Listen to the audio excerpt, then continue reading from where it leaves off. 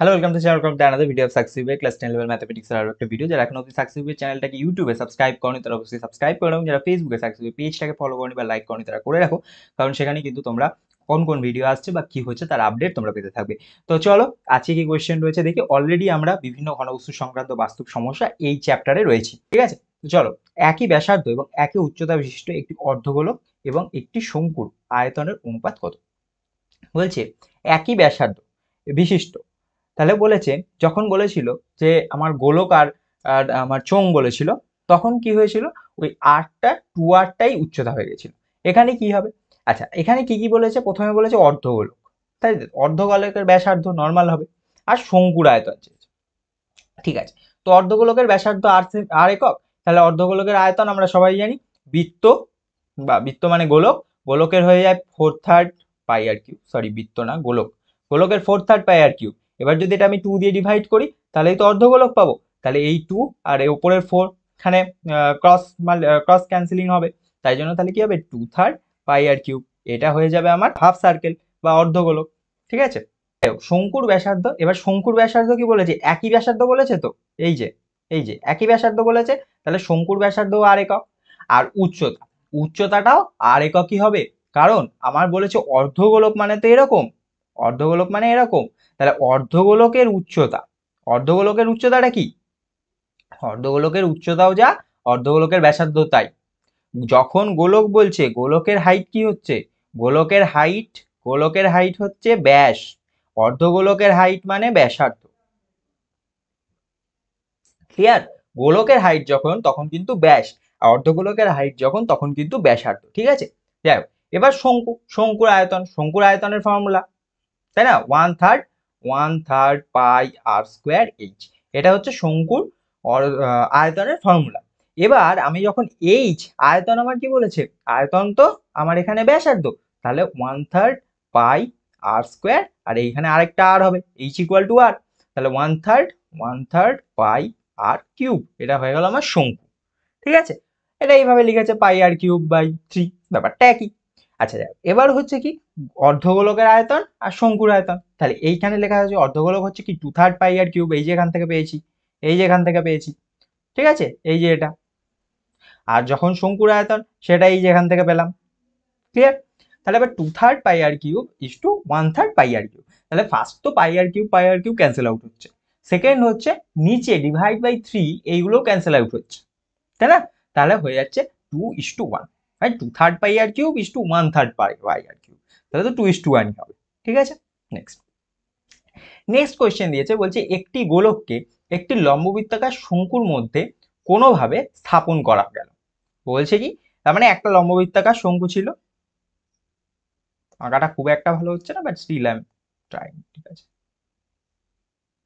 আচ্ছা, এবার এর মধ্যে বলেছে একটা গোলককে কি হচ্ছে যে স্থাপন করা গেল কোনোভাবে। শঙ্কুর তির্যক উচ্চতা গোলকের ব্যাসের সমান, তার মানে শঙ্কুতে কি হয়, শঙ্কুতে এল যেটা হয়, শঙ্কুর তির্যক উচ্চতা, শঙ্কুর তির্যক উচ্চতা বলেছে গোলকের ব্যাসের সমান, তার মানে গোলকের ব্যাস কি? গোলকের ব্যাস হচ্ছে 2r, ঠিক আছে। তাহলে শঙ্কুর তির্যক উচ্চতা বলেছে গোলকের ব্যাসের সমান, এদের আয়তনের অনুপাত কত হবে? তো ক্লিয়ার। তাহলে এবার এইখানে একটা ফর্মুলা, সেটা আগে শঙ্কুর চ্যাপ্টারে তো বলা হয়েছে, যাই হোক। তো L square equal to H square plus R square. কেন হয়? কারণ যখনই আমরা এরকম শঙ্কু, যখনই এরকম শঙ্কু করা হয়, তখন ব্যাপারটা কি হয়, এই যে এইখান থেকে যে লম্ব করে করা হয়, এইখানে একটা, এই প্রত্যেকটা ভাবে এই জায়গাটায় কিন্তু একটা সমকোণী ত্রিভুজ পাওয়া যায়।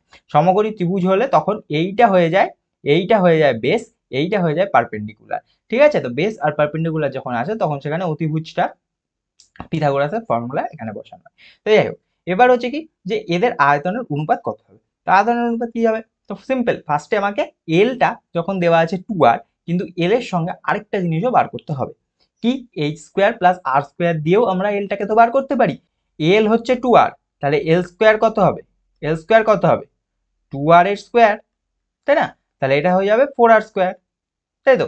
তাহলে এইচ স্কোয়ার প্লাস আর স্কোয়ার, এটা হয়ে গেল আমার 4r square. L square equal to H square plus R square, l equal to 2r, তাহলে সেখান থেকে আমি এল স্কোয়ার পেয়ে যাবো 4r স্কোয়ার, 4r স্কোয়ার, তার মানে এইচ স্কোয়ার প্লাস আর স্কোয়ার হয়ে যাবে আমার 4r স্কোয়ার, সেটাই এখানে লেখা হয়েছে। H square plus R square equal to 4r square. তাহলে এইচ স্কোয়ার এই আর স্কোয়ার এদিকে এসে মাইনাস হয়ে যাবে, তাহলে 4r স্কোয়ার মাইনাস আর স্কোয়ার 3r স্কোয়ার। এবার এইচ তাহলে রুট অফ 3r স্কোয়ার, তাহলে কি হবে এই আর এর স্কোয়ারটা আর থাকবে না, তাহলে √3r, ঠিক আছে, বা এরকম ভাবে লেখা যায় r√3, whatever you choose. Now গোলকের আয়তন ইস্টু শঙ্কুর আয়তন, আমার এখানে কি চেয়েছে, অনুপাত চেয়েছে, তাই জন্য এবার গোলকের আয়তন কত ছিল, গোলকের আয়তন আমরা সবাই জানি 4/3 পাই আর কিউব, তাই না। স্ফিয়ারের আয়তন হয় 4/3 পাই আর কিউব, তাহলে সেটাই এখানে লেখা হয়েছে 4/3 পাই আর কিউব। আর শঙ্কুর আয়তন কি 1/3 পাই আর স্কোয়ার এইচ, 1/3 পাই আর স্কোয়ার এইচ। এবার এইচটা কি হলো, এই যে এইচ হচ্ছে আমার r√3, এটা তোমার এইচ, এটা এইচ, তাহলে এই এইচের জায়গায় r√3 বসবে, তাহলে 1/3 পাই আর স্কোয়ার ইন্টু r√3, ঠিক আছে। তাহলে কি হবে, তাহলে এইটা এখান থেকে, আচ্ছা এখান থেকে আমি এখানে করছি, √3/3, এই √3 আর এই বাই থ্রি, ঠিক আছে, √3/3 ইন্টু পাই আর কিউব হবে, কারণ এই আর স্কোয়ার আর এই আর হয়ে যাবে আর কিউব, ঠিক আছে। তো তাই হয়েছে।